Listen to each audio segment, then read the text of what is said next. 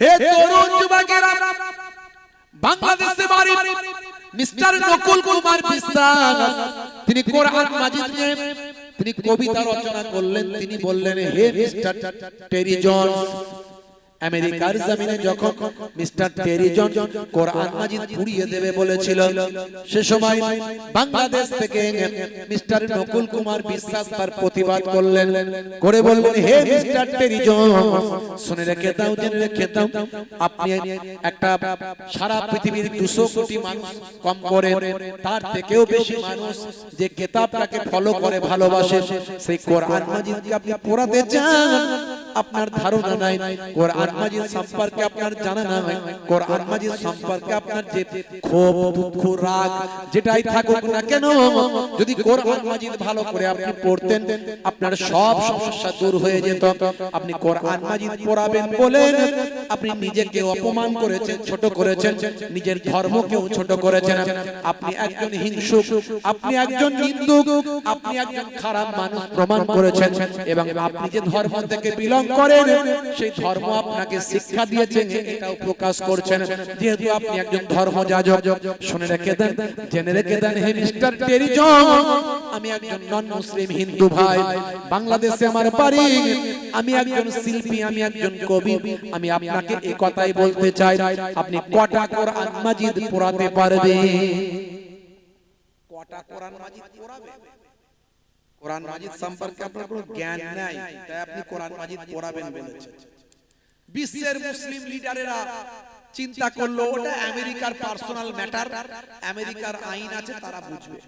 কিন্তু বাংলাদেশের কবি, আমার হিন্দু ভাই, তিনি কোরআনের প্রেমিক। আমরা যেমন শ্রী রামকৃষ্ণ দেবের বিরুদ্ধে কেউ কথা বললে আমাদের গায়ে লাগে, স্বামী বিবেকানন্দজির বিরুদ্ধে কেউ কথা বললে আমাদের গায়ে লাগে, কারণ এরা হচ্ছে মহান মনীষী, এদের আমরা শ্রদ্ধা করি, সম্মান করি।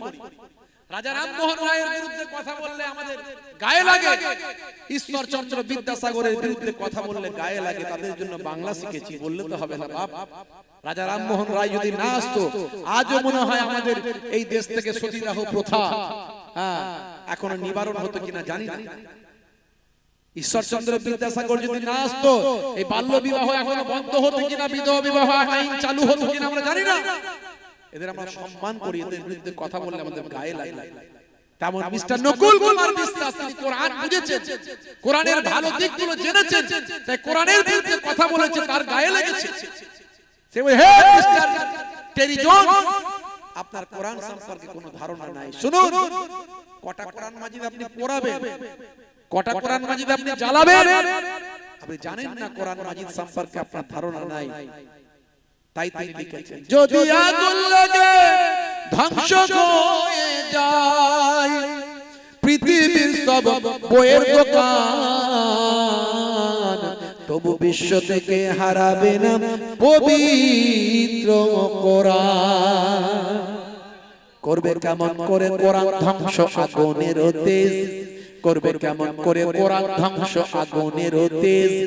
আছে বিশ্বে ভরা অগণিত কোরআনে হাফেজ, তারা ছাপিয়ে আসমানি গ্রন্থ, তারা ছাপিয়ে আসমানি গ্রন্থ, বাঁচাবে ইসলামের সম্মান, তবু বিশ্ব থেকে হারাবে না পবিত্র কোরআন।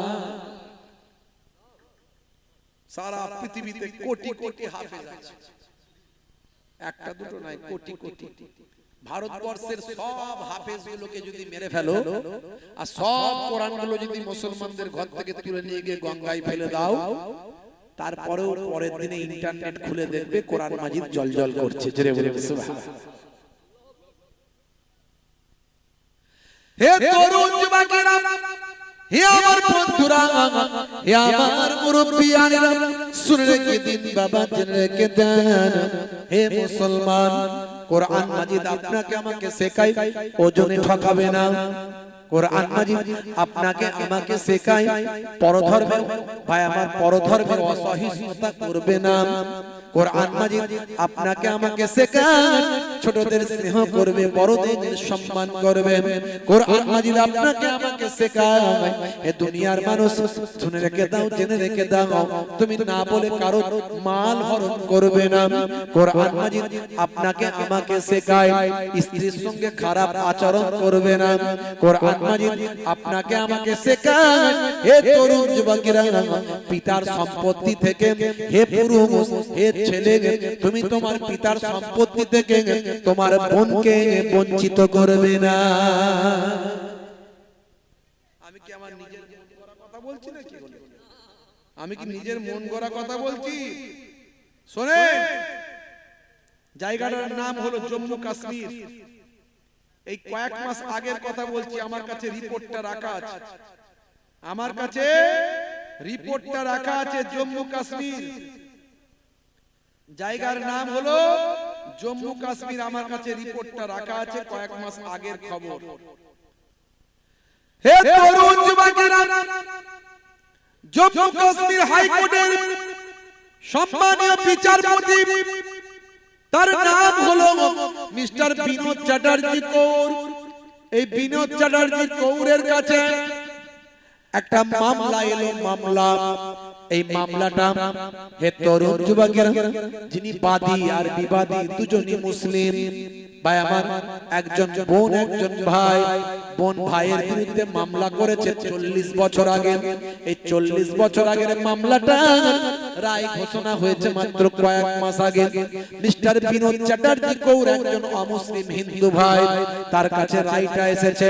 সেই রায়টা কি না, আজ থেকে কম করে 40 বছর আগে আব্দুল গাফফার বলে একজন ব্যক্তি, তিনি তার পিতার সম্পত্তি থেকে তার বোনকে বঞ্চিত করেছেন। বোন তার ভাইয়ের বিরুদ্ধে মামলা করেছে। এই মামলার রায়টা দেবেন কে? একজন অমুসলিম হিন্দু বিচারপতি, নাম হলো মিস্টার বিনোদ চ্যাটার্জি কৌর। ইন্টারনেটে খবর হলো, চারিদিকে পৃথিবীতে নিউজটা হলো, খবরটা ছড়িয়ে গেল, আমার কাছে এলো।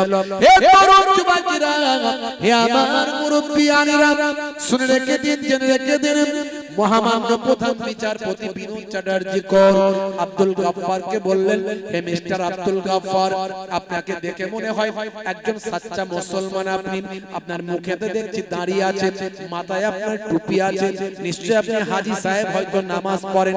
বলে হ্যাঁ। তাহলে আপনি একজন হাজী সাহেব, নামাজি, মাথায় টুপি আর মুখে দাঁড়িয়ে রেখে আপনি আপনার বোনকে কেমন করে বঞ্চিত করলেন? আপনার পিতার সম্পত্তি থেকে বোনকে কেমন করে বঞ্চিত করে আপনি ঠকালেন? মিস্টার আব্দুল গাফফার মাথা নিচু করে নিলেন, মাথা নিচু করে নিলেন। বিচারপতি কৌর বললেন, বুঝতে পেরেছি, যখন এই ঘটনাটা ঘটেছে এটা তো আজকের ঘটনা নয়, আজ থেকে 40 বছর আগের কাজ। তখন হয়তো আপনি অতটা ধার্মিক ছিলেন না। বলে হ্যাঁ, ছিলাম না। বলে বুঝতে পেরেছি। বিচারপতি সম্মান বাঁচিয়ে দিচ্ছে, বুঝতে পেরেছি। হে আব্দুল গাফফার, আমি বিচারপতি কৌর, আপনার এই রায়টা দেওয়ার জন্য, আপনি জানেন না, আপনার এই রায়টা দেওয়ার জন্য আমি আল্লাহর কোরআন মাজিদ পড়া শুরু করেছি। হে তরুণ যুবকেরা, হে আমার মুরব্বিয়ানেরা, শুনে রেখে দিন বাবা, জেনে রেখে দিন মুসলমান। এমন সময় মহামান্য বিচারপতি বলেছিলেন, হে আব্দুল গাফফার, শুনে রেখে দেন, আমি জানি অনেক কথাই কোরআন মাজিদে আছে, যা মুসলমানদের কোরআন মাজিদে যা লিপিবদ্ধ আছে সব আজকের যুগের সঙ্গে সামঞ্জস্য হয়, আজকের যুগের সঙ্গে মিলে যায়, আজকের যুগে বিজ্ঞানের বাস্তবতার সঙ্গে মিলে যায়। আমি চিন্তা করলাম, দেখি তো এই রকম রায় কিছু কোরআন মাজিদে আছে কিনা। আমি আলেমদের সঙ্গে কথা বললাম, বড় বড় আলেমদের সঙ্গে যোগাযোগ করলাম, তারা আমাকে জানিয়ে দিল। আমিও কোরআন মাজিদ পড়তে শুরু করলাম, সত্যি লেখা আছে দেখলাম, এই আজকে 40 বছর আগে যে ঘটনাটা আপনার ঘটেছে তার রায়টা আমি আজকে আল্লাহর কোরআন মাজিদের মধ্যে পেলাম। আজকে আপনার যে রায়টা দেব, এই রায়টা হবে আল্লাহর কোরআনের রায়। জোরে হবে না? হে তরুণ যুবকেরা, সেই সময় মুহাম্মদ বিচারপতি কৌর তিনি কোরআন মাজিদের একটা সূরা বের করলেন। এই সূরাটার নাম হলো সূরা নিসা। এই সূরা নিসার 11 নম্বর আয়াতে গেলেন, এই 11 নম্বর আয়াতটা পড়ে শোনালেন। সেখানে বললেন কি লিখেছেন আপনারা আল্লাহ দেখুন, শুনে নিন। সারা পৃথিবীর মানুষের কাছে কোরআন মাজিদ আছে, আপনি খুলবেন পাবেন। হে তরুণ যুবকেরা, সূরার নাম সূরা নিসা, আয়াত নাম্বার হলো 11।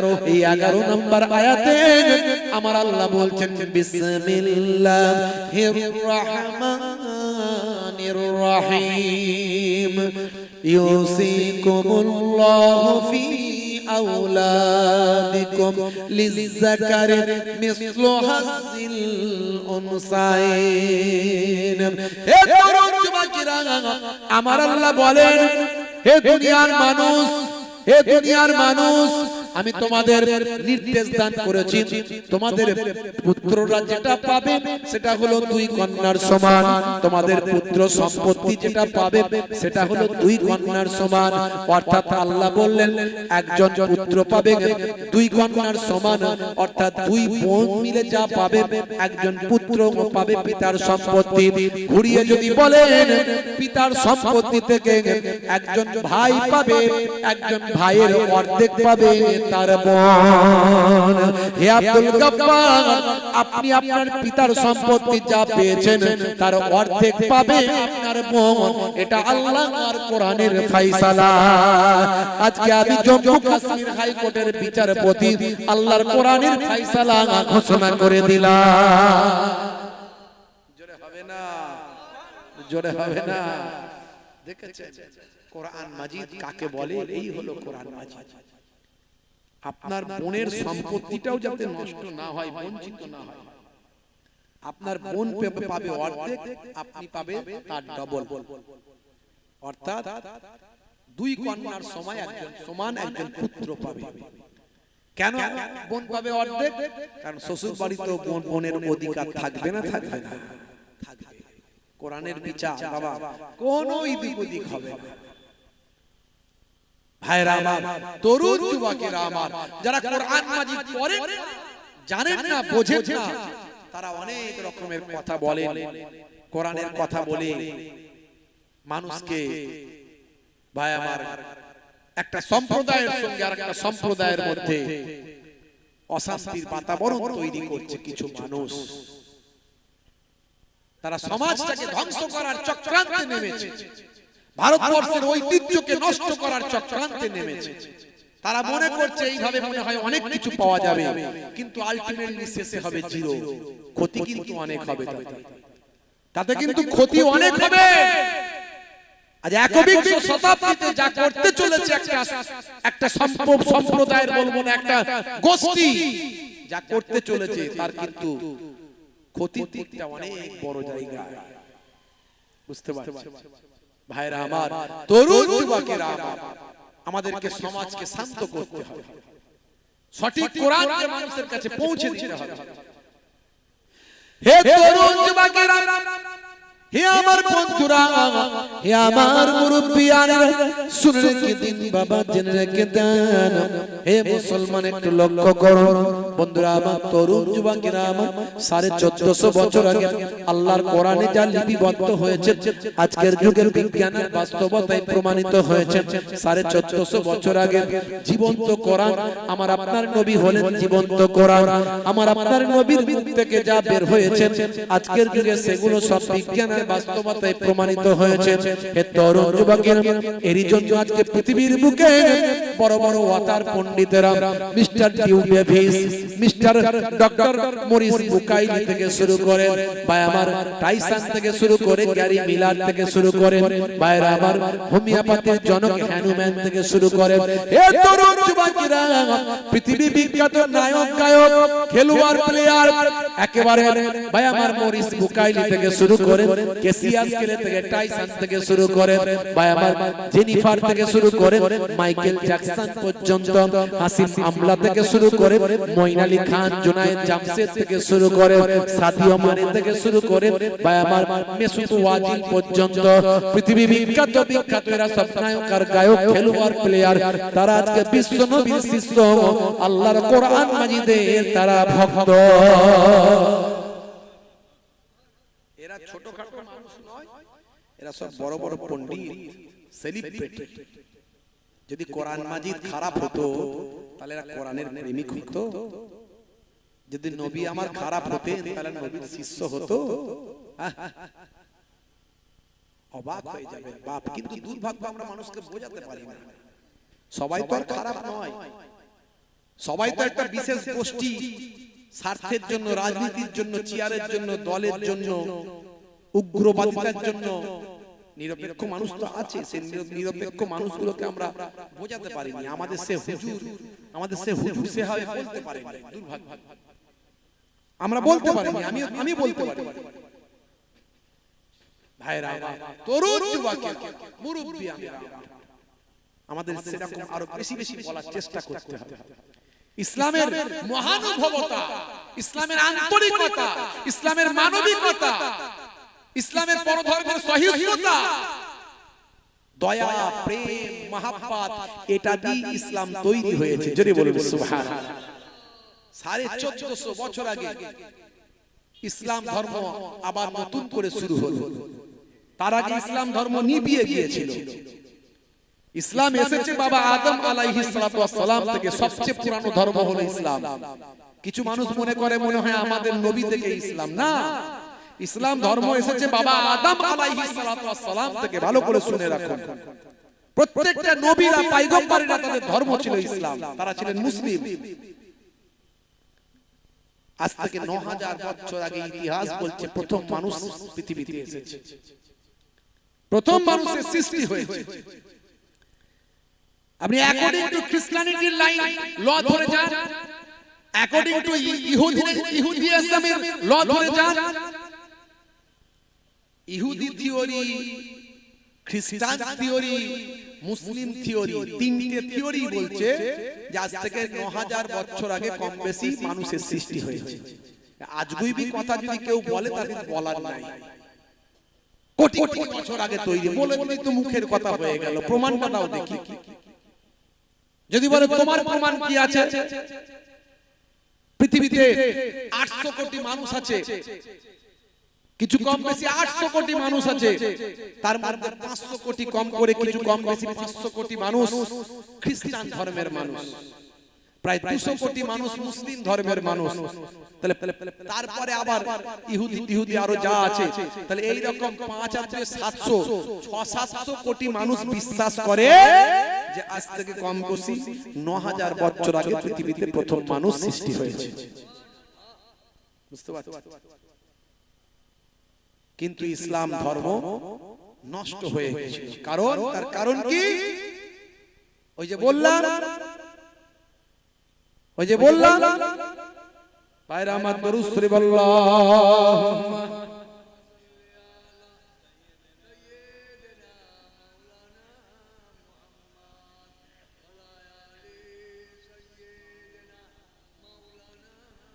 আল্লাহুম্মা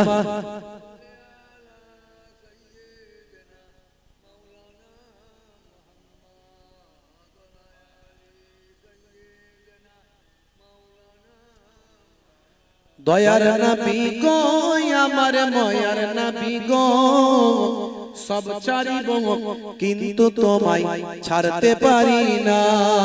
আল্লাহুম্মা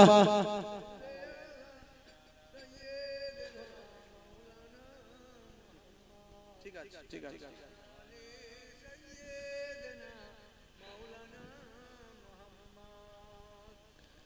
ভাইরা আমার, তরুণ যুবকেরা আমার, মুরব্বিয়ানেরা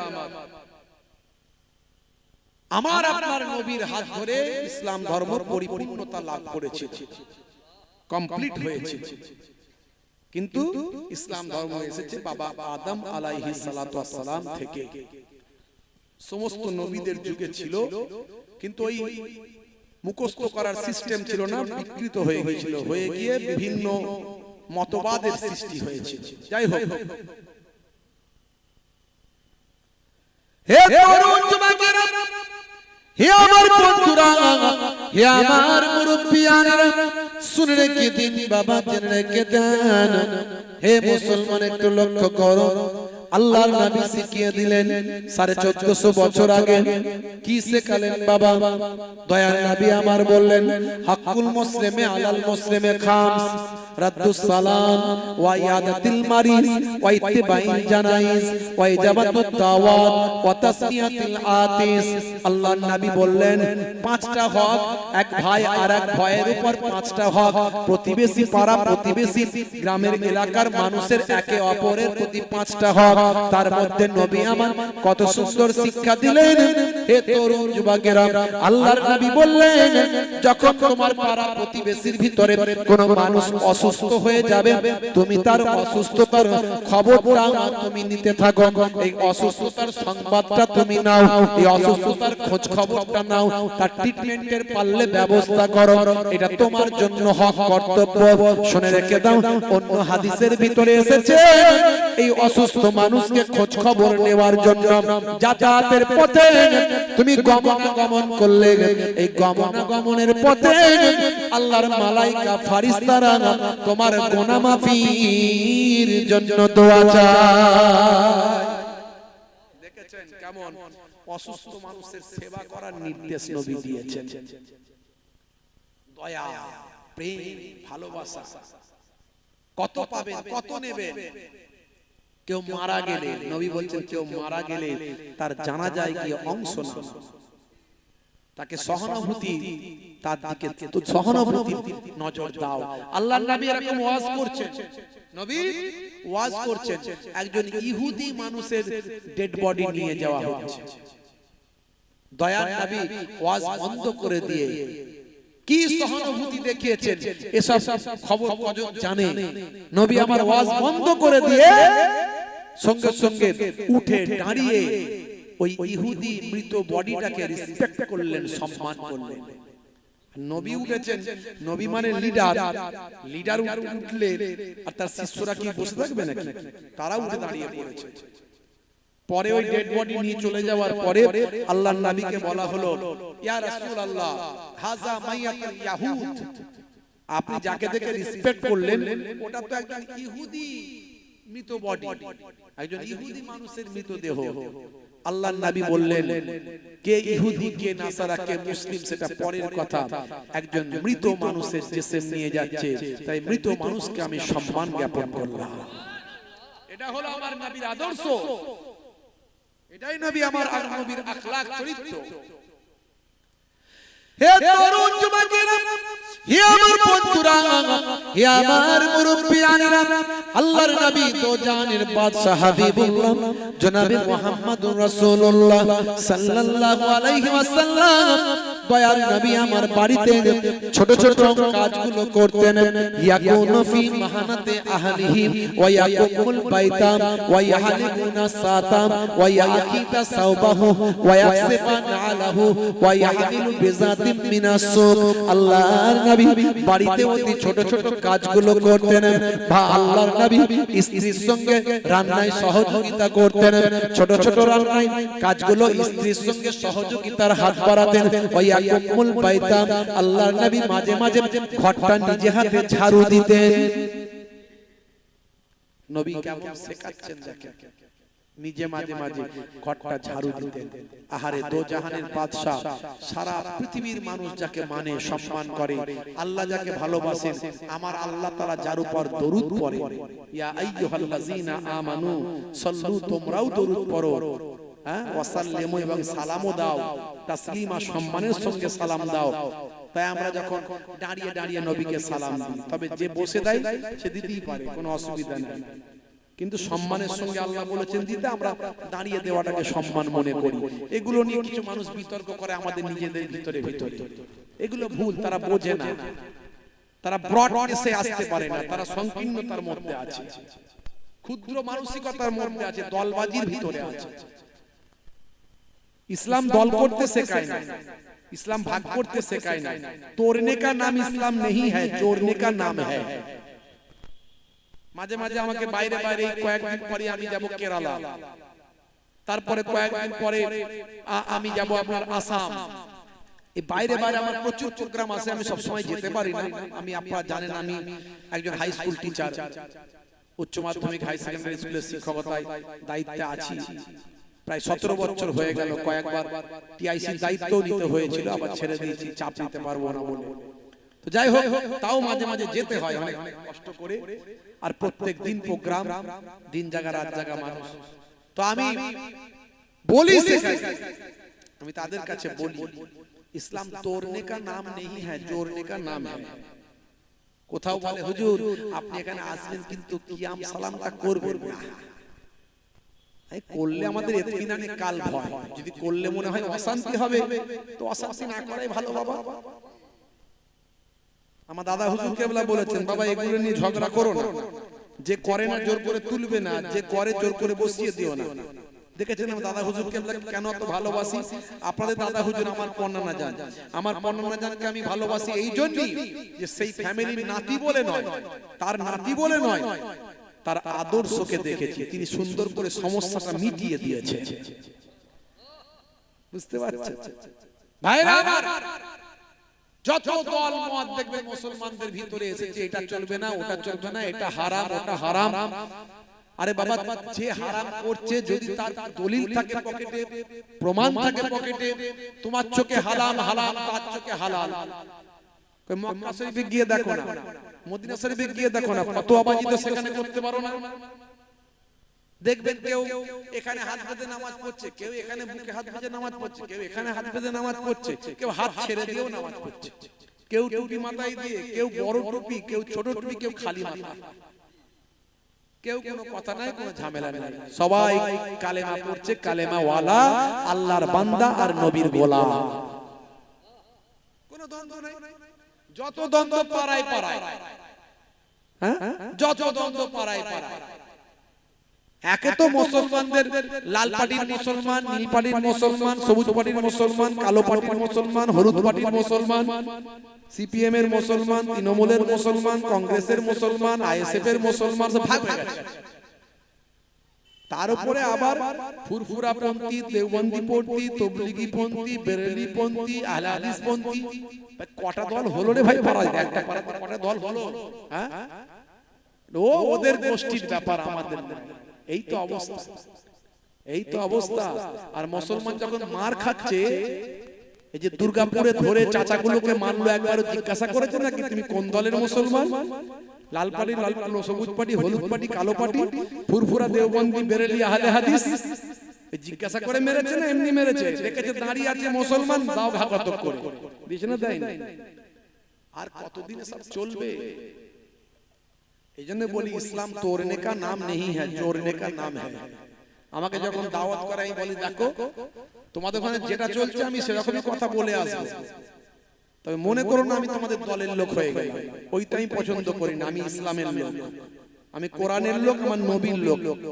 আমি ঝগড়া অশান্তি পছন্দ করি না। এই জন্য আমি বলি তোড়নে কা নাম নেই, ইসলাম जोड़ने का नाम है। আমি একত্র ঐক্যের কথা বলে আসবো। বাবা, তাতে যদি বলো বিভেদ, তাহলে আমাকে নিয়ে যাবো না। হুজুর আমাদের এখানে দলের কথা বলতে হবে, ঐক্যের কথা বলা যাবে না।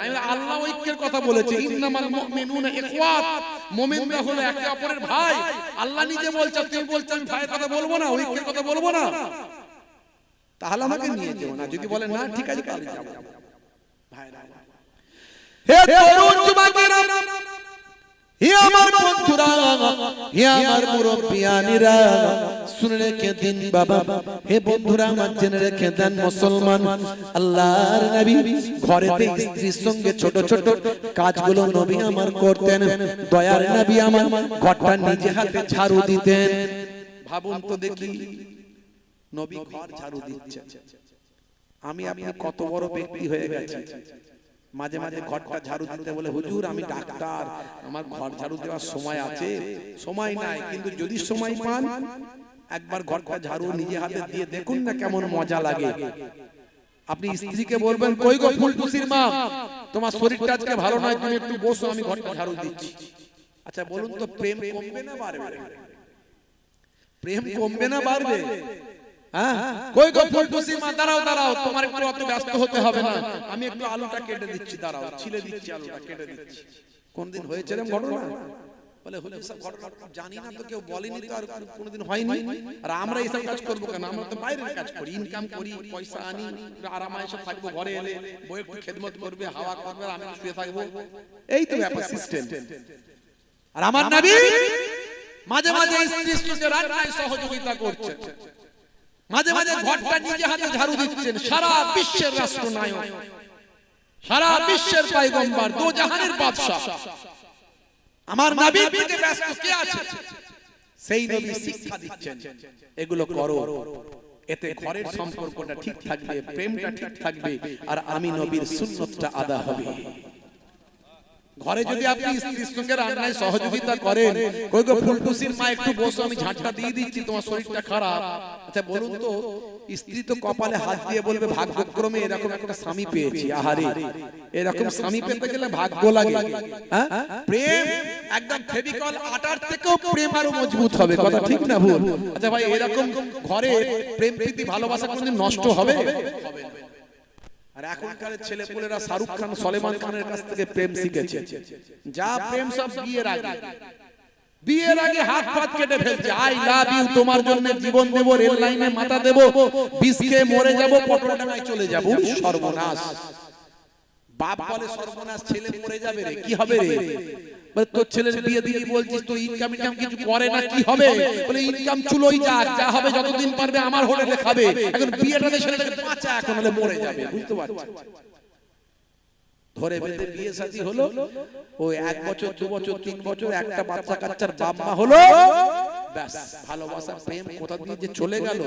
রাত্রে 9টা বাজলি ওই ঘরের পাশ দিয়ে যখন যে যা যায়, এই বাড়ির ভিতরে 220 আর 440 হাইব্রিড ঘিসঘিসুম ঢাসাম শুধু চলে, বলে যুদ্ধ লেগে গেছে, কারগিল লড়াই চলছে ওখানে, বুঝতে পারছো? প্রেম আর নাই। আসলে প্রেমটা শিখিয়েছিল নবী, এরা শিখেছে শাহরুখ খানের কাছ থেকে, নবীর কাছ থেকে শিখেছে, বুঝতে পারছো? ইসলাম কত সুন্দর জীবন ব্যবস্থা দিয়েছে, আমরা বুঝি না, তাই বুঝপাতা, বুঝলে বুঝপাতা, বুঝি না বলি তো তেজপাতা। হে তরুণ যুবকেরা, হে আমার বন্ধুরা, শুনে রেখে দিন বাবা, জেনে রেখে দেন, একটা উদাহরণ আপনাদের মাঝখানে দিই বাবা। হে যুবকেরা শুনে রেখে দেন, একটা ইতিহাস থেকে উদাহরণ দিই। বন্ধুরা আমার, তরুণ যুবকেরা আমার, হে আমার মুরব্বিয়ানেরা, সালটা হলো 1911 থেকে 1948। হায়দ্রাবাদ এবং বোরার এই দুটো এলাকা যিনি শাসন করেছিলেন, দুটো রাজ্য যিনি শাসন করেছিলেন, তার নাম হলো মীর ওসমান আলী খান সিদ্দিকী, যাকে বলা হয় হায়দ্রাবাদের শেষ নিজাম। হায়দ্রাবাদের শেষ নিজাম বলা হয়। তিনি এত বড় ধনী মানুষ ছিলেন। 1923 সাল, সালটা হলো 1923 সাল, পৃথিবী বিখ্যাত একটা ম্যাগাজিন, ম্যাগাজিনটার নাম হলো দ্য টাইমস ম্যাগাজিন। 1923 সালে হে তরুণ যুবকেরা, দ্য টাইমস ম্যাগাজিনে কভার পেজে একজন মানুষের ছবি ছাপানো হলো। ছবি ছাপিয়ে সেখানে ক্যাপশন করে তলায় লিখে দেওয়া হলো the richest man in the world, অর্থাৎ এই মানুষটা হলো পৃথিবীর সবচেয়ে ধনী লোক, এই মানুষটাই হলো পৃথিবীর 1 নাম্বার ধনী লোক। হে তরুণ যুবকেরা, যার ছবিটা ছাপানো হলো তিনি আর অন্য কেউ নন, তিনি হলেন হায়দ্রাবাদের শেষ নিজাম মীর ওসমান আলী খান সিদ্দিকী। তার জীবনী পড়তে গিয়ে দেখলাম কয়েকটা সুইমিং পুল, অলিম্পিকের যে সুইমিং পুল হয়, কয়েকটা অলিম্পিকের সুইমিং পুলের মতো ভর্তি তার অলংকারে পরিপূর্ণ থাকত। পৃথিবীর 1 নাম্বার ধনী ভাইরা আমার, তরুণ যুবকেরা, হে যুবকেরা, সালটা হলো 1965 সাল। ভারত পাকিস্তান চীন যুদ্ধ হয়েছিল, আপনারা জানেন। সেই সময় ভারতের যিনি প্রধানমন্ত্রী ছিলেন, সেই প্রধানমন্ত্রীর নাম হলো মিস্টার লাল বাহাদুর শাস্ত্রী। এই মিস্টার লাল বাহাদুর শাস্ত্রী সেই সময় যখন দেখলেন ভারতের রাজকোষের অর্থনৈতিক পরিকাঠামো খারাপ, ভারতের রাজকোষের অবস্থা খারাপ, তিনি চিঠি লিখলেন হায়দ্রাবাদের শেষ নিজামকে মীর ওসমান আলী খান সিদ্দিকীকে চিঠি লিখলেন, হে মীর ওসমান আলী খান সিদ্দিকী, হায়দ্রাবাদের শেষ নিজাম, ভারতবর্ষের আপনি একজন দেশপ্রেমিক মানুষ, বর্তমান যে সিচুয়েশন দাঁড়িয়েছে অর্থনৈতিক পরিকাঠামো ভেঙে পড়েছে, এই ভারত পাকিস্তান চীন যুদ্ধের সময় আপনি সামর্থ্য হলে কিছু আপনার অর্থ ভারতের রাজকোষে আপনি দান করুন।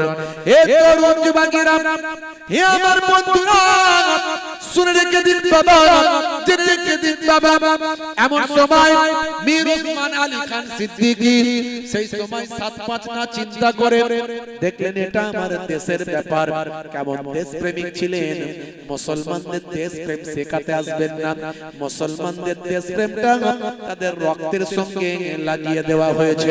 1450 বছর আগে মুসলমানদের যিনি হার্ট, মুসলমানদের যিনি স্পন্দন, মুসলমানদের যিনি প্রফেট, মুসলমানদের যিনি নবী, তিনি বলেছেন হে দুনিয়ার মানুষ শুনে রেখে দাও, হুব্বুল ওয়াতানে মিনাল ঈমান, দেশপ্রেম হলো ঈমানের অঙ্গ। মুসলমানদের দেশপ্রেম শেখাতে আসবেন না। কিছু মানুষ মুসলমানদের দেশপ্রেমের পরীক্ষা নেয়। আমি বলি মুসলমানদের দেশপ্রেমের পরীক্ষা নেওয়ার আগে ওই আঙুলটা মুসলমানদের দিকে তোলার আগে নিজের দিকে যে আঙুলটা যাচ্ছে সেটা একবার ভালো করে দেখো।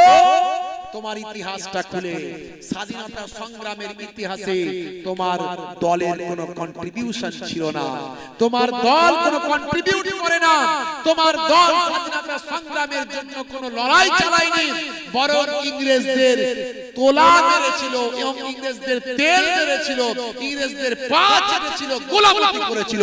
ইতিহাস বলছে, আমি বলছি। আর বাস্তবে যদি আজও দেখতে চাও মুসলমানদের দেশপ্রেম, কোন ঐতিহাসিক ইতিহাসে কি লিখলো বিকৃত করে? এখন তো সবই হয়, এখন তো সব বিকৃত হয়। ইন্টারন্যাশনাল ইতিহাসগুলো খুলে দেখো, পাবে জীবনদাস মুখোপাধ্যায়ের ইতিহাস হলো, রামপুনিয়ারের ইতিহাস হলো, এই সমস্ত ইতিহাসগুলো খুললে পাবে। আর প্র্যাকটিক্যাল যদি দেখতে চাও চলে যাও দিল্লিতে। দিল্লিতে ইন্ডিয়া গেট এখন দাঁড়িয়ে আছে, ভেঙে দেওয়া হয়নি, কতদিন থাকবে তাও জানি না। আমরা এই উদাহরণগুলো দিই বলে হয়তো কোনো সময় কেউ ভেঙেও দেবে নাকি আল্লাহই জানে, আল্লাহ হেফাজত করে। এই গেটে গিয়ে দেখে এসো 93,000 কম বেশি স্বাধীনতা সংগ্রামী দেশপ্রেমের নাম খোদাই করে লেখা আছে।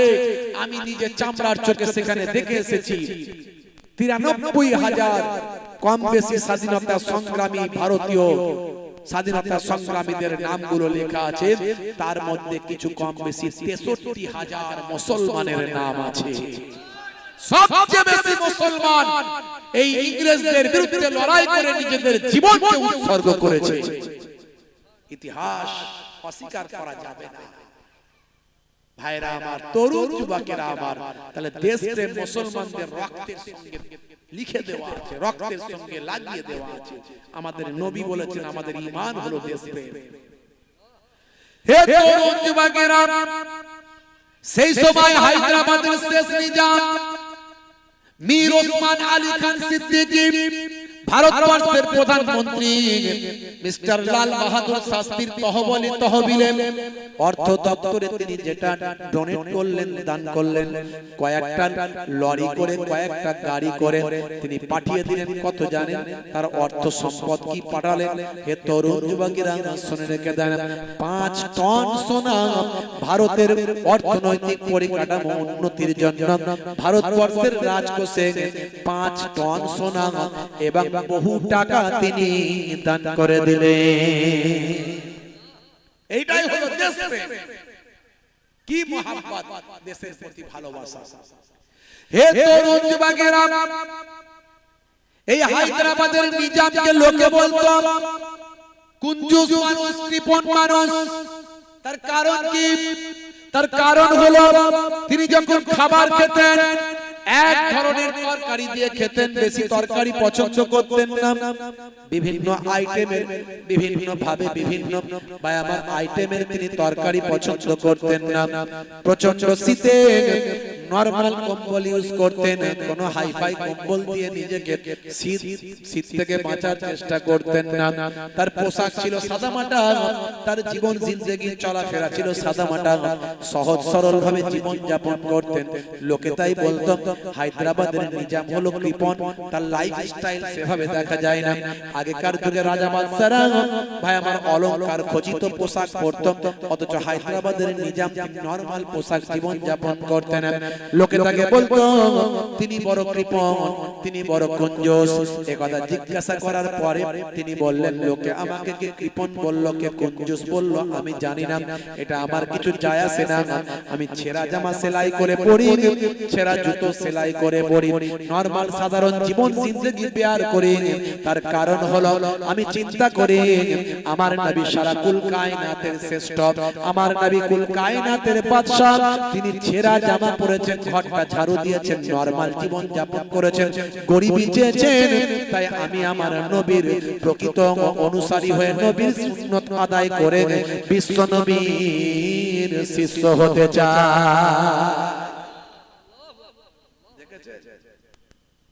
এই হলো নবীর আদর্শ। এই আদর্শের কথা আমরা মানুষের কাছে পৌঁছাতে পারি না। বন্ধুরা আমার, তরুণ যুবকেরা আমার, বড় বড় ওয়াথার পণ্ডিতের আজকে নবী পাকের জীবন জিন্দেগি করে তারা অবাক হয়ে যায়। আজকে পৃথিবীর প্রায় 60টা কিছু কম বেশি 60 খানা মুসলিম প্রধান দেশ আছে। পৃথিবীর কিছু কম বেশি 60 খানা মুসলিম প্রধান দেশ আছে। তার মধ্যে 4 থেকে 5 খানা 6 খানা মুসলিম প্রধান দেশে বিভিন্ন রকম দাঙ্গা ফাসাদ অশান্তি আতঙ্কবাদী হামলা এগুলো লাগিয়ে রেখেছে। কারা জানে? কারা লাগিয়েছে জানে? লাগিয়েছে ওই পশ্চিমা দাদারা, যারা মুসলমানদেরকে কি বলে না, সেই বলির পাঁঠা নাকি বলে, ওইটা করার চেষ্টা করেছে। এদিক দিয়ে গেলেও কাটবে, ওদিক দিয়ে গেলেও কাটবে। মুসলমানদেরকে সারা পৃথিবীর মানুষের কাছে খারাপ বানাবো, মুসলমান মানে খারাপ, আর মুসলিম প্রধান দেশগুলো থেকে সোনা তেল গ্যাস লুটে নিয়ে চলে যাব। দুটো কাজ করছে। সাপ হয়ে কামড়াচ্ছে আর নিজেরাই ওঝা হয়ে ছাড়ছে। মিস্টার রাম পুনিয়ারি তিনি একজন হিস্টোরিয়ান, তিনি খুব সুন্দর কথা বলেছেন। তিনি বলছেন দেখো সারা বিশ্বে একটা ইসলামোফোবিয়া তৈরি করা হয়েছে, মানে ইসলাম মানে খারাপ, মুসলিম মানে খারাপ। আমাদের ভারতবর্ষেও চলছে, দেখবেন সোশ্যাল মিডিয়ায় প্রচার চলছে, মুসলমান ডাক্তার, মুসলমান অমুক, মুসলমান তমুক। এই যে সব বম ব্লাস্ট হলো দিল্লিতে, সব অ্যারেস্ট করে নিল, দেখিয়ে দেয়া হলো, এত বড় বড় দাড়ি সব ডাক্তার সব ধরা পড়ে গেল। যদি সত্যি তারা করে থাকে, আমরা বুকের পাটা নিয়ে ওয়ান ক্যামেরা মাইকে বলতে পারি, বলেছি আজও বলছি, সমস্ত মুসলিম বলবে যদি মুসলমান দেশে থেকে এই দেশের গাদ্দারি করে, তার জন্মস্থানে থেকে জন্মস্থানে বসে যদি গাদ্দারি করে, ওই রকম মুসলমানকে প্রকাশ্য দাঁড় করিয়ে হাজার হাজার লোকের সামনে গুলি করে শুট করে হত্যা করো। কিন্তু অন্যায় ভাবে করলে চলবে না, আগে প্রমাণ করতে হবে। গায়ের জোরে রাগ মিটিয়ে মুসলিমকে খারাপ হিসেবে প্রমাণ করার চেষ্টা করলে হবে না, আমরা বিশ্বাস করি না। কারণ আমাদের কাছে এরকম হাজারো প্রমাণ আছে। কোন কিছু একটা হলেই মুসলমানদের ধরে তুলে নিয়ে চলে যাওয়া হয়। মুসলমান হলি আতঙ্কবাদী, আর অন্যজন হলে ব্রেনের ডিফেক্ট, অন্য ধর্মের মানুষ হলে ব্রেনের সমস্যা ছিল, ওই জন্য ভুল কাজটা করেছে। আর মুসলমান করলেই সামান্য ভুল করলেও আতঙ্কবাদী হয়ে গেছে। সব চালাকি চলবে না। আমরা শিক্ষা একটু কম দাম, আমাদের ঘরের ছেলেরা ছিল, এখন আগের থেকে শিক্ষিত হচ্ছে, আমরা বুঝতে পারছি। ঠকে ঠকে ঠকে ঠকে নেড়া বেলতলায় ও 10 বার যায় না, একবারই যায়। কত দেখবে একটা বিস্ফোরণ, একটা কোনো কিছু ঝামেলা হওয়ার পরে যখন অ্যারেস্ট হয়, তুলে নিয়ে চলে যায়, 5 বছর পরে যখন মুক্তি পাচ্ছে তখন ছোট করে পেপারের এক কোণে লিখে দেওয়া হচ্ছে কোনো দোষ পাওয়া যায়নি, নির্দোষ প্রমাণিত হয়েছে। জোরে বলুন সুবহানাল্লাহ। কত দেখবেন আমার কাছে প্রমাণ আছে, তথ্য ছাড়া কথা বলছি। কিন্তু যখন তাকে অ্যারেস্ট করা হলো, বিরাট বড় একজন আতঙ্কবাদী সামটাকে বুঝিয়ে দেওয়া হলো। তাই যতক্ষণ না প্রমাণ হচ্ছে আমরা বিশ্বাস করি না, আর যদি প্রমাণিত হয় ডাইরেক্ট দাঁড় করিয়ে শুট করে দাও। কারণ ইসলাম আতঙ্কবাদীতে বিশ্বাসী নয়। আরে মানুষকে মারা তো দূরের কথা, ইসলামে বলা হয়েছে একজন নিরীহ মানুষকে হত্যা করা মানব জাতি হত্যা করার সমান। অত সহজ নয়। আপনি বলবেন তাহলে ইসলামে এত যুদ্ধ, আর যুদ্ধ আছে, প্রত্যেকটা যুদ্ধ হলো অন্যায়ের বিরুদ্ধে প্রতিবাদমূলক যুদ্ধ। তুমি অন্যায় করে কাউকে আঘাত করবে, ইসলাম নিষেধ করেছে, প্রতিবাদ করেছে, বাধা দিয়েছে, বাধা দিতে গিয়ে যুদ্ধ হয়েছে। এইভাবে যুদ্ধ তৈরি হয়েছে। 25 থেকে 26টা যুদ্ধে সেনাপতিত্ব করেছে স্বয়ং প্রফেট মুহাম্মদুর রাসূলুল্লাহ সাল্লাল্লাহু আলাইহি ওয়াসাল্লাম। ইসলাম জানতে হবে, বুঝতে পড়ো, না পড়ে মূর্খের মতো কেন কথা বলো ভাই? কোথায় কে মিডিয়ায় লিখে দিল, কোথায় কে কি বলে দিল, তুমি বিশ্বাস করে নিলে। আরে বাবা মোবাইল আছে তো, মোবাইলে লোড করে একটা নবীর জীবনী লোড করো, প্রফেটের জীবনী লোড করো, কোরআন লোড করো। বাংলায় কোরআন মাজিদ আছে, ইংরেজিতে আছে, উর্দুতে আছে, বিভিন্ন ভাষায় আছে, বিভিন্ন ল্যাঙ্গুয়েজে আছে। কোরআন পড়ো, পড়ে নিয়ে ধারণা তৈরি করো। যারা পড়ছে তারা কোরআনের ভক্ত হয়ে যাচ্ছে, যারা পড়ছে তারা নবীর ভক্ত হয়ে যাচ্ছে। হতে পারে, কারণ ইসলাম তো, নবী তো কাউকে খারাপ করতে বলেনি, কোরআন তো কাউকে আঘাত করতে বলেনি। তাহলে আপনি কি করে প্রমাণ করবেন? এক, আপনাকে ইচ্ছাকৃতভাবে করতে হবে অন্যায়, আর যদি বলেন নিরপেক্ষ, তাহলে আপনাকে কোরআনের প্রেমিক হতে হবে। হে তরুণ যুবকেরা, হে আমার বন্ধুরা, শুনে রেখে দিন বাবা, জেনে রেখে দেন। হে মুসলমান, একটু লক্ষ্য করো, আমি আপনাদেরকে পরামর্শ দিয়ে যাব।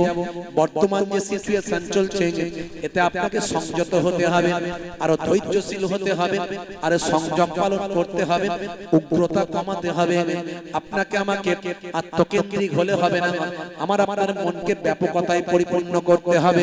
মানুষের দুর্বল মানুষের পাশে দাঁড়াতে হবে, পাড়া প্রতিবেশীকে নিয়ে ঐক্যবদ্ধ থাকতে হবে, পাড়া প্রতিবেশীকে কেউ বিপদে পড়লে সহযোগিতার হাত বাড়াতে হবে, প্রশাসনের উপর ভরসা রাখতে হবে।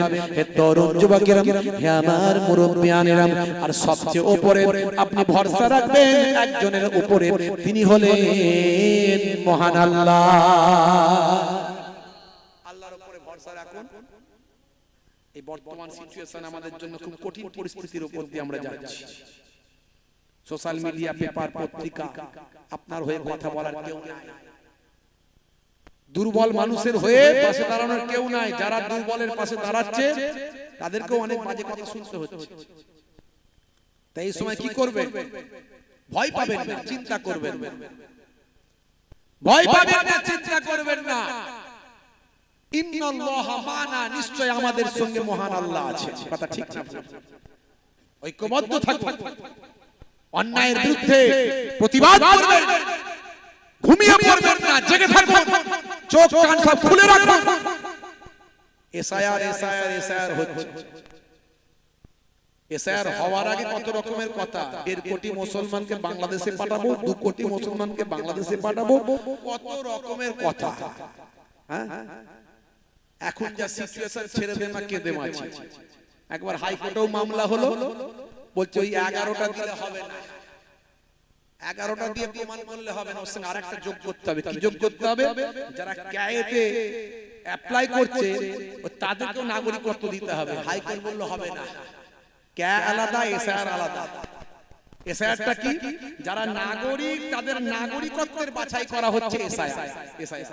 আর ক্যা যারা বেনাগরিক তাদেরকে নাগরিক দেওয়ার জন্য অ্যাপ্লাই হচ্ছে ক্যা। আগে তুমি নাগরিক হও তবে হবে না। মাথা খারাপ।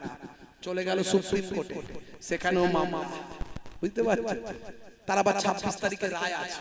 আমরা সব খোঁজ খবর রাখি বাবা। 26 তারিখে আবার একটা রায় আছে, একটু খোঁজ খবর নেন।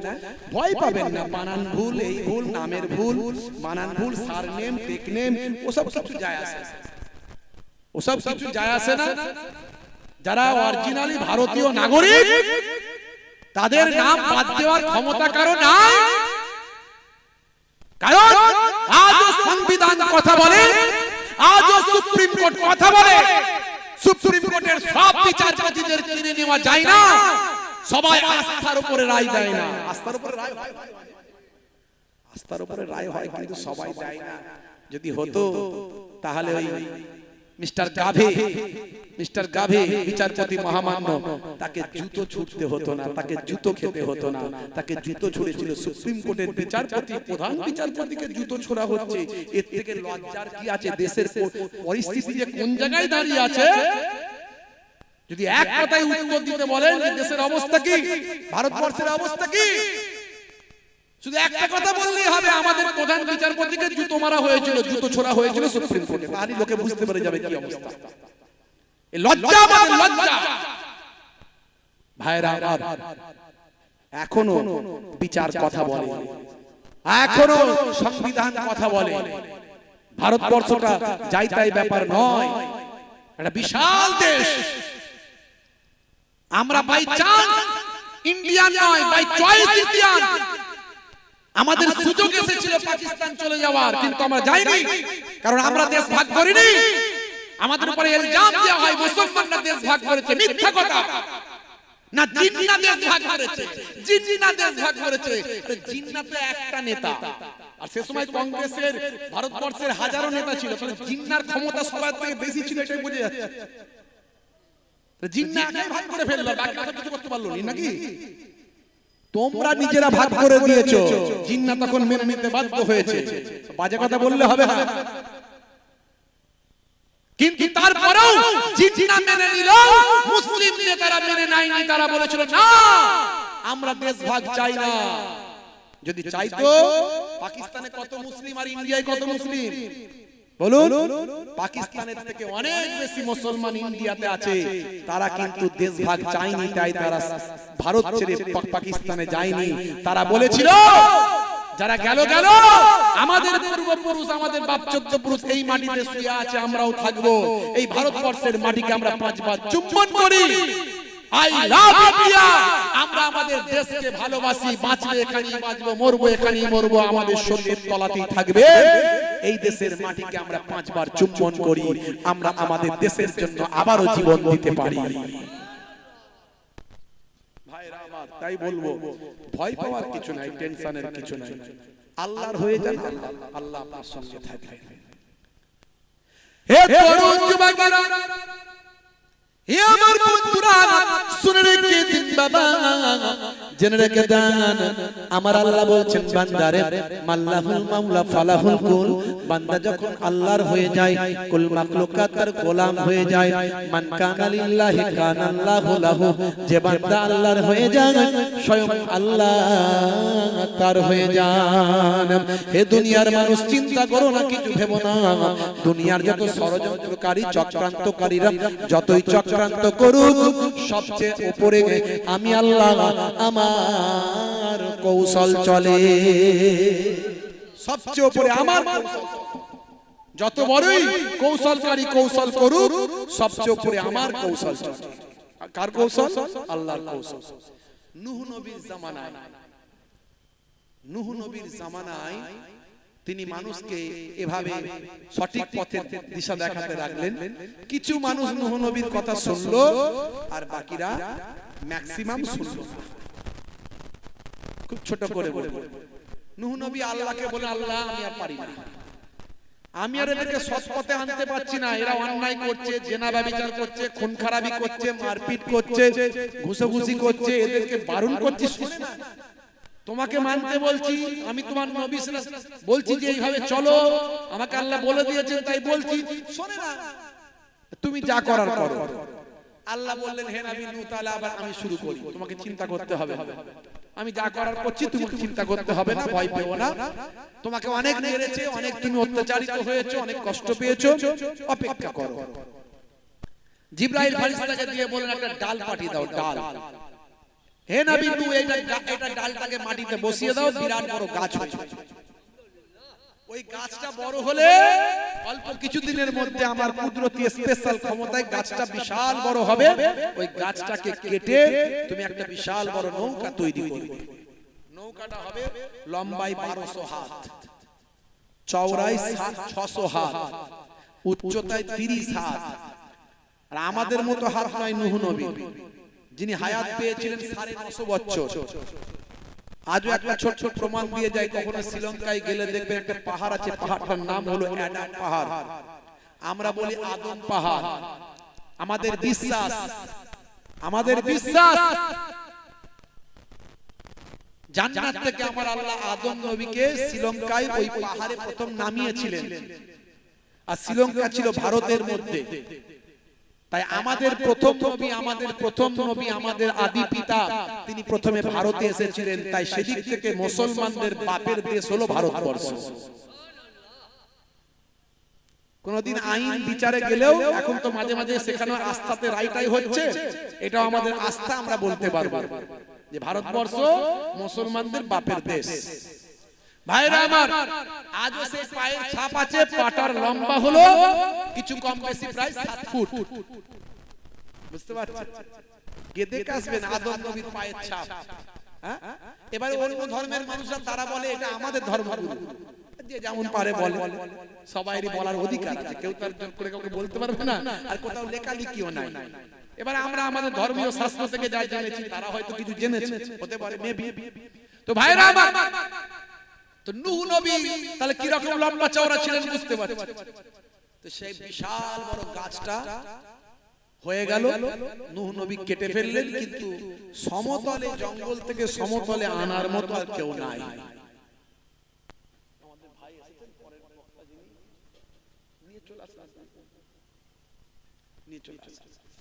কারণ আমার ওখানে যেতে হবে, বলে রেখেছি ছেলেদেরকে।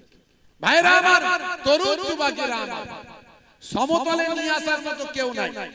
সেই জামানার একজন মানুষ ছিলেন, তিনি কয়েকটা নবীদের জামানা পেয়েছেন। তিনি আবার বেঁচে ছিলেন। তাফসীরের মধ্যে এসেছে, কিতাবের মধ্যে এসেছে, রাইসুল মুফাসসিরিন হযরত আব্দুল্লাহ ইবনে আব্বাস রাদিয়াল্লাহু তাআলা আনহু তিনি বলেছেন, তিনি বেঁচে ছিলেন প্রায় 3500 বছর। জোরে হবে না? একজন ব্যক্তি তিনি হায়াত পাচ্ছেন 3500 বছর। এটা তাফসীরের মধ্যে এসেছে। সেই মানুষটির নাম হলো আউস বিন আনাফ। তিনি এতটাই লম্বা তাগড়া চওড়া ছিলেন, শুনতে মনে হবে গল্প, কিন্তু এগুলো সব তাফসীরের ভিতরে এসেছে। এগুলো আমরা বিশ্বাস করি, মানি। জি হ্যাঁ। তো যাই হোক, তিনি যখন এত লম্বা, এত চওড়া, এত তার শক্তি, যখন সমুদ্রে নামতেন, সমুদ্রের পানি তার বুক পর্যন্ত বা গলা পর্যন্ত বা কোমর পর্যন্ত হতো। তিনি হাতে করে মাছ ধরে মাটিতে উঠে এসে সূর্যের তাপে ভেজে নিয়ে সেই মাছ খেয়ে নিয়ে, আর হাতের লাঠি দিয়ে মেঘেতে গোঁজা মেরে পানি নিয়ে সেই পানি খেয়ে পেট ভরিয়ে ফেলতেন। বুঝতে পারছেন? বুঝতে পারছেন কিরকম শক্তি? কেউ গাছ আনতে পারে না নূহ নবী কাটার পরে। তো সেই মানুষটা ছিল সহজ সরল। তার শুধু একটাই টার্গেট, আমাকে ভালো করে পেট ভরে খাওয়ালে যা কাজ বলবে করে দেব। তো নূহ নবী বললেন, এই কাজটা করে দাও। বলে, হুজুর কাজ করতে পারি, গাছ আপনার এনে দেবো ওখান থেকে, কিন্তু পেট ভরে খাওয়াতে হবে। বলে, যাও পেট ভরে খাওয়াবো। সব ঠিক আছে হুজুর, সবাই খাওয়াতে পারে না, আমাকে খাওয়াবো বলে। তো পেট ভরে যদি না খাওয়াতে পারে, আবার যেখানকার গাছ সেখানে রেখে দিয়ে চলে আসবো। তুই আগে নিয়ে আয় না বাবা, তারপর যা হবে দেখা যাবে, খাওয়াবো, চিন্তা নাই, পেট ভরে খাইয়ে দেবো। তো ওই যে জঙ্গলে গাছ কেটে রাখা আছে, সেই গাছ এতদিন ধরে এত লোক নিয়ে, ঘোড়া নিয়ে, হাতি নিয়ে আনা গেল না, সে একা কাঁধে করে তুললো আর নিয়ে এসে ফেলে দিল। বুঝতে পারছেন? এমন সময় নূহ নবী তাকে দিলেন খেতে। কি খেতে দিলেন? 3টে রুটি। 3টে রুটি দেখে বলছে নূহ নবী, আমার খাবার কই? বলে, এই তো খাবার। এটা আমার খাবার? বলে, হ্যাঁ। এটা আমার খাবার হলো? এ তো পেটের এক কোনায় গিয়ে কোথায় পড়ে থাকবে, কিছু খুঁজে পাওয়া যাবে না। তাড়াতাড়ি খাবারের ব্যবস্থা করো, নালে যা গাছ নিয়ে এসেছি আবার গিয়ে এসে রেখে দিয়ে চলে আসবো। বলে, খাও না রে বাবা, বিসমিল্লাহ বলে খাবে বাবা, বিসমিল্লাহ বলে খাও, লাগলে আরো দেবো, চিন্তা নাই। কিতাবের মধ্যে এসেছে 3খানার মধ্যে 1.5 খানা রুটি খেয়ে সে বলছে, হে নবী নূহ, তুমি আমাকে কি রুটি দিয়েছো যে আর খেতে পাচ্ছি না? তুমি বিসমিল্লাহ বলেছো, এটা বিসমিল্লাহর বরকত। জোরে বলুন সুবহানাল্লাহ। ভাইরা আমার, তো এমন সময় নূহ নবী দীর্ঘদিন ধরে নৌকা তৈরি করলেন, মিস্ত্রি দিয়ে নৌকা তৈরি হলো। ঝড় নাই, বৃষ্টি নাই, পানি নাই, গ্রীষ্মকাল, গরমের সময়। আর নূহ নবীর শত্রু অনেক, অল্প কিছু মানুষ ঈমান কবুল করেছে, নবীকে মানে, আল্লাহকে মানে, বাকি ম্যাক্সিমামটাই মানে না এত বছরের মধ্যে। তো তারা বলে দেখো দেখো নূহ নবীর মাথা খারাপ হয়েছে, পরিহাস করে, ঠাট্টা করে, বিদ্রুপ করে। নূহ নবী বলে বাবা বেলা হোক বুঝবে ঠেলা, দাঁড়াও না, অবস্থা বুঝতে পারবে, আল্লাহর কথা কখনো ফেল হবে না, অপেক্ষা করো। হে তরুণ যুবকেরা, হে আমার বন্ধুরা, শুনে রেখে দিন বাবা, জেনে রেখে দেন, নৌকা তৈরি হয়ে গেল। দীর্ঘদিন ধরে নৌকা পড়ে আছে, নৌকা ডাঙাতে শুকনো অবস্থায় পড়ে আছে। ওই জালেমরা চিন্তা করলাম, হে তরুণ যুবকেরা, নূহ নবীকে কষ্ট দেওয়ার জন্য নূহ নবীর নৌকাতে গিয়ে তারা পায়খানা করতে শুরু করলো। নূহ নবীর নৌকাটাকে পায়খানা ঘর পেয়ে গেল। আগে রাতের বেলা লুকি লুকি গিয়ে করতো, এখন দিনের বেলা, রাতের বেলা সব সময় গিয়ে পায়খানা করে। নূহ নবী গিয়ে দেখে সর্বনাশ, আমার নৌকাটার নৌকা নাই, পায়খানা ঘর হয়ে গেছে, ভর্তি হয়ে গেছে। আল্লাহকে বলছে, আল্লাহ এটা কেমন কথা, তুমি পানি দেবে বললে এখনো দিলে না, আর আমার নৌকা তো ওরা পায়খানা করে করে ভর্তি করে ফেলবে, এটা কেমন কথা? আল্লাহ বললেন দাঁড়াও, অপেক্ষা করো। ওরা যে চক্রান্ত করছে, ওরা যে কৌশলটা করছে, করতে দাও। তবে মনে রেখো হে নবী নূহ, আমি আল্লাহ হলাম সবচেয়ে বড় কৌশলকারী। ওয়া মাকারু ওয়া মাকারাল্লাহ ওয়াল্লাহু খায়রুল মাকিরিন। জোরে হবে না? হে তরুণ যুবকেরা, পায়খানা ভর্তি হয়ে গেছে নৌকায়। এমন সময় দেখতে পাওয়া যায় সারা দেশের লোক পায়খানা পেলে আর ঘরে অন্য জায়গায় করে না, বাসতলা গাছতলায় যায় না, সব নূহ নবীর নৌকায় গিয়ে পায়খানা করে। এমন সময় একজন কানা মানুষ চিন্তা করলো, আমি তো কানা, সবাই নাকি নূহ নবীর নৌকায় গিয়ে পায়খানা করছে, আমি একটু করে আসি। এই চিন্তা করে এই অন্ধ কানা মানুষ নূহ নবীর নৌকায় পায়খানা করতে গিয়ে গুপ করে পায়খানার পানিতে পড়ে গিয়ে সাঁতার কাটতে লাগলো। গুপ করে পড়ে গেল, পড়ে গিয়ে একদম মেখে টেকে নিয়ে ও সাঁতার কেটে কুটে কোন রকমের জান বাঁচিয়ে উঠে যেই উঠেছে দেখছে কানার চোখ ভালো হয়ে গেছে। যেই কানার চোখ ভালো হয়েছে, চিৎকার আওয়াজ। সারা জীবন চোখে দেখিনি, এখন পায়খানায় পড়ে গিয়ে চোখ ভালো। এই পায়খানা না অন্য কিছু, বুঝতে পারছেন? চারিদিকে খবর হয়ে গেল। এমন সময় দেখতে পাওয়া যায়, চারিদিকে খবর হওয়ার পরে মস্তানরা বলল, চল দেখি কানার চোখ নাকি ফিরে পেয়েছে, পায়খানায় ডুবুক মেরে। তার চারটে কানা আছে, দেখে ধরে নিয়ে গিয়ে ফেলে দিয়ে দেখি কি হয়, সত্যি না মিথ্যা। আবার দু চারটে কানাকে নিয়ে গিয়ে ফেলে দিয়ে যেই তারা উঠছে, তারাও চোখ ভালো। ওরে সর্বনাশ, পানি তো নয়, পায়খানা তো নয়, তো ওষুধ হয়ে গেছে। কানার দেখে দেখে যত খুঁড়া আছে, খঞ্জর আছে, অসুস্থ আছে, লুলো আছে, পা ব্যাকা আছে, হাত ব্যাকা আছে, সব গিয়ে ব্যাটা ঝাম মারছে। সবাই যখন উঠছে, নূহ নবীর নৌকার পায়খানা মেখে, গায়ে নোংরা মেখে, পায়খানা মেখে যখন সবাই উঠছে, তাকে প্রত্যেকেরই রোগ অসুখ বিসুখ সব ভালো হয়ে যাচ্ছে। শেষে দেখা গেল ওরা শুধু এবার যারা অসুস্থ সারা দেশের লোক, তারা শুধু আর ওখানে পায়খানা মেখে ডুবুক দিতে আসে না, মাখছে, ডুব দিচ্ছে, লাইটে ঘোরাঘুরি করছে, আবার যাবার সময় দু বালতি তুলে নিয়ে যাচ্ছে। দেখতে দেখতে অল্প দিনের মধ্যে গোটা নূহ নবীর নৌকার পায়খানা সব ফাঁকা হয়ে গেল। তারপরও লোক আছে না নাই, দেশের লোক আরো শেষে যারা এসছে সেটাকে সর্বনাশ, আমাদের কিছুই মেডিসিন পাচ্ছি না, মেডিসিন ফাঁকা, মেডিসিন সব শেষ, কি করা যাবে? বলে এখন একটু লেগে টেগে আছে, ভালো ফ্রেশ পানি নিয়ে আয়, নিয়ে এসে মেডিসিন তোল, ভালো করে হাত দিয়ে ঘষে ঘষে তোল, তুলে ওতে টুকুক টুকুক মার, ওই পানি নিয়ে যাই চল। এইভাবে তারা নূহ নবীর নৌকাটাকে পরিষ্কার পরিচ্ছন্ন করে দিল। আল্লাহ বললেন, হে নবী নূহ, দেখেছিলেন নবী নূহ, তারা যে চক্রান্ত করেছিল, ষড়যন্ত্র করেছিল, তাদের চক্রান্ত কৌশলের উপরে আমি আল্লাহ আমার কৌশল ছিল। তারা তোমাকে কষ্ট দিয়েছে, তারা তোমাকে অপমান করেছে, তোমার নৌকাতে পায়খানা করেছে, আমি আল্লাহ তাদের পায়খানা তাদেরকে মাখিয়েছি, তাদেরকে খাইয়েছি, আর আমি আল্লাহ তাদের পায়খানা তাদেরকে দিয়ে পরিষ্কার করেছি, তোমার নৌকাও সাফ করে দিয়েছি। এটা হলো আমার কৌশল। চিন্তা করো না, যারা তোমার জন্য কুয়া খুলেছে তারা এখন সেই কুয়ায় পড়বে কিনা চিন্তায় পড়েছে। কথা ঠিক না? আমরা আল্লাহর হতে পারিনি, এটাই আমাদের জন্য বড় দুর্বলতা। যদি আমরা আল্লাহর হতে পারি, আমরা তো ঠিকমতো ইবাদতই করতে পারিনি, তবু আল্লাহ আমাদের বিপদ থেকে বাঁচাচ্ছেন। বাঁচাচ্ছেন না বাঁচাচ্ছেন? বলে এই যে করোনার সময় কি বিপদ, কি বিপদ, হ্যাঁ সব মনে মরে শেষ হয়ে যাবে রে, আল্লাহ বাঁচাচ্ছে।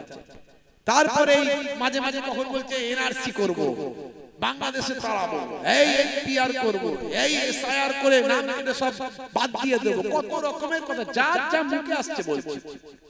কেউ একটু ঢেকে বলছে, কেউ একটু ঢেকে বলছে, কেউ একটু উঠে বলছে, যে যেমন পারে। তারপরেও আল্লাহ বলছেন বান্দা তোরা চিন্তা করিস নি, তোরা আমার হয়ে যা, আমি আল্লাহ তোদের হয়ে যাব। আজ থেকে প্রতিজ্ঞা করুন আল্লাহর হয়ে যাবেন। যে সিচুয়েশনের মধ্যে দিয়ে আমরা যাচ্ছি, আমাদের হয়ে কথা বলার কেউ নাই, আমাদের হয়ে লড়াই করার কেউ নাই, আমাদের হয়ে চমকানো ধমকানোর কেউ নাই। এত বড় বড় কথা বলছে, আমার আল্লাহ নিয়ে কথা বলছে, আমার নবী নিয়ে কথা বলছে, আমার ঈমান নিয়ে কথা বলছে। আমরা মুসলমান ঘুমিয়ে নাই এটা ঠিক, কিন্তু আমরা বুঝতে শিখেছি। আমরা হুটহাট রাস্তায় নামি না, হুটহাট রাস্তায় নামি না, কিন্তু যতই হোক ঘুমন্ত বাঘ তো, ঘুম ভেঙে গেলে কিন্তু আবার অসুবিধা আছে। কথা ঠিক না ভুল? তো যাই হোক, আমরা বিশ্বাস করি আমাদের সংবিধান আছে, আমাদের ল আছে, আইন আছে। Doctor B.R.. আম্বেদকর আমাদের জন্য সংবিধান রেখে গেছেন। এখন আমরা সুপ্রিম কোর্ট আদালতের উপরে বিশ্বাস করি। ইনশাআল্লাহ ভারতবর্ষ আমার সোনার দেশ, সেই সোনার দেশকে আমরা ভালোবাসি। এই দেশকে আমরা এই দেশের জন্য রক্ত দিয়েছি, এই দেশেই মরবো, এই দেশের মাটির তলায় থাকবো। এই দেশকে কখনো বিভাজন হতে দেব না, ধ্বংস হতে দেব না। যারা আমাদের মধ্যে হিন্দু মুসলমান খ্রিস্টান জৈন করে লড়াই লাগাতে চাইছে, আমার বিশ্বাস তারা অচিরেই ধ্বংসপ্রাপ্ত হবে, একদিন না একদিন হবে, হতেই হবে। আর হিন্দু মুসলিম খ্রিস্টান জৈন তারা বুঝতে পারবে, আস্তে আস্তে সবাই বুঝতে পারছে, আরো বুঝতে পারবে। তাই বলবো শান্ত থাকুন, নম্র থাকুন, আল্লাহর উপরে বিশ্বাস রাখুন এবং ঐক্যবদ্ধ থাকুন, ঐক্যবদ্ধ থাকুন, আল্লাহর উপরে বিশ্বাস রাখুন। নিশ্চয় আমার আল্লাহ আপনাকে আমাকে হেফাজত করবেন। জোরে বলুন সুবহানাল্লাহ। তার জন্য দুটো কাজ করুন। আমি আমার এই ছোট্ট আলোচনায় দুটো কাজ করতে বলবো। একটা হলো নামাজ, একটা হলো নামাজ। সবচেয়ে বড় ইবাদত হলো নামাজ।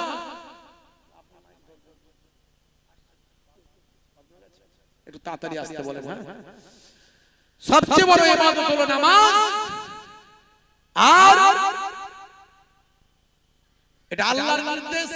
সবচেয়ে বড় ইবাদত আল্লাহর নির্দেশ নামাজ, আর সবচেয়ে বড় সুন্নত হলো মুখের দাড়ি। এই দুটো কাজ করুন বাপ। আমি বলছি না দাড়িটা মুহিবুল্লাহ হুসাইনির মতো রাখুন। এত বড় দাড়ি রাখতে যদি লজ্জা পান, অসুবিধা হয়, বিভিন্ন জায়গায় সমস্যা হয়, ছোট রাখুন। বিরাট কোহলি রেখেছে, হরভজন সিং রেখেছে, লিওনেল মেসি রেখেছে। এই ছোট দাড়ি নবীর ভালোবাসায় রেখে যদি মারা যান, মুনকার নাকির ফেরেশতা বলবে মান রব্বুকা, দেখতে পাবে নবীর সুন্নাত বলে মুখে দাড়িটা রাখা। হতে পারে এই দাড়িটাই হবে নাজাতের জারিয়া। কিসের লজ্জা, কিসের কষ্ট, কিসের দুঃখ? দুটো কাজ করুন, আল্লাহ খুশি হবে, নবী খুশি হবে। বুঝতে পারছেন? যতই নাম ঠিকানা অ্যাড্রেস ভাই আমার সব পরিবর্তন করে ফেলুন, কিচ্ছু হবে না। গায়ে রক্ত লেগে আছে না, গায়ে লেগে আছে, একমাত্র বাঁচাতে পারে আল্লাহ। বান্দা নামাজ পড়ো, আঁকড়ে ধরো, ছেড়ো না নামাজ জীবনে, করো না কাজা হবে যে সাজা, দোজখ ঠিকানা আখিরাতে, দোজখ ঠিকানা কি রাতে আল্লাহুম্মা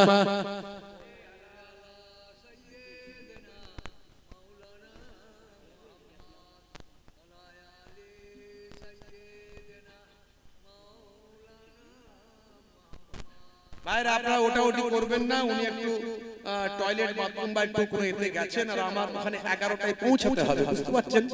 এবার 11টায় না পৌঁছাতে পারলে ওনার আগের বক্তা আবার ছেড়ে দিয়ে বেরিয়ে চলে যাবে, সেখানে আবার ফ্যাসাদ তৈরি হয়ে যাবে। তো যাই হোক, আমাদের সম্মানীয় জনাব মুহতারাম মাওলানা শাহানুর আলম সাহেব আমার অত্যন্ত প্রিয় মানুষ, লেকচারার্স অ্যাসোসিয়েশন অফ বেঙ্গলের যোগ্যতম আলেম, মাশাআল্লাহ সুনামধন্য বক্তা, তিনি আসবেন, ওয়াজ নসিহত করবেন। আপনারা উঠাউঠি করবেন না, এদিক ওদিক কেউ যাবেন না, ধীরে ধীরে ভাবে বসেন। হয়তো 2-5 মিনিট একটু লেট হচ্ছে, উনি চলে আসবেন, আমি আরো করে দিতাম, অসুবিধা ছিল না যদি আমার পরের ওয়াজটা না থাকতো, জলসাটা না থাকতো। তো আমি ভাইদেরকে বলেছিলাম যে আরো 10 মিনিট আমাকে আগে ছাড়বে, তো যাই হোক সেটা আর হয়নি, সবই আল্লাহর ইচ্ছা, হয়তো আল্লাহ সেটা চাননি। তো যাই হোক মাশাআল্লাহ তিনি এসে গেছেন, আপনাদের চিন্তা এসে গেছেন, মাশাআল্লাহ। একবার তাকবীর দেন তো, নারে তাকবীর, নারে তাকবীর। সিলসিলা হক ফুরফুরা শরীফ, সিলসিলা হক মুজাদ্দিদুজ জামান, নারে তাকবীর, মাশাআল্লাহ। আমি আপনাদের খেদমত থেকে বিদায় নেব। যোগ্য আলেম, যোগ্য বক্তা, আল্লাহ করে নেক মানুষ, তিনি এসে হাজিরা দিয়েছেন, সুমধুর ভাবে আলোচনা করেন কোরআন হাদিস পাক থেকে সামনে রেখে। আমি বিদায় নেব, আমার জন্য দোয়া রাখবেন, আমি আপনাদের জন্য দোয়া রাখি। তাহলে দুটো কাজ করবেন, কি বললাম? একটা হলো নামাজ, আর একটা হলো ছোট হলো মুখের দাড়ি। এই দুটো কাজ করলে আল্লাহ খুশি হবেন, আল্লাহ সন্তুষ্ট হবেন যে বান্দা আমাকে স্মরণ করছে। বান্দা বিপদে পড়লে আমাকেও বান্দাকে স্মরণ করতে হবে। চিন্তা করবেন না, ভয় পাবেন না, মাশাআল্লাহ। একবার তাকবীর দেন, নারে তাকবীর, নারে তাকবীর। দরুদ শরীফ, আল্লাহুম্মা সাল্লি আলা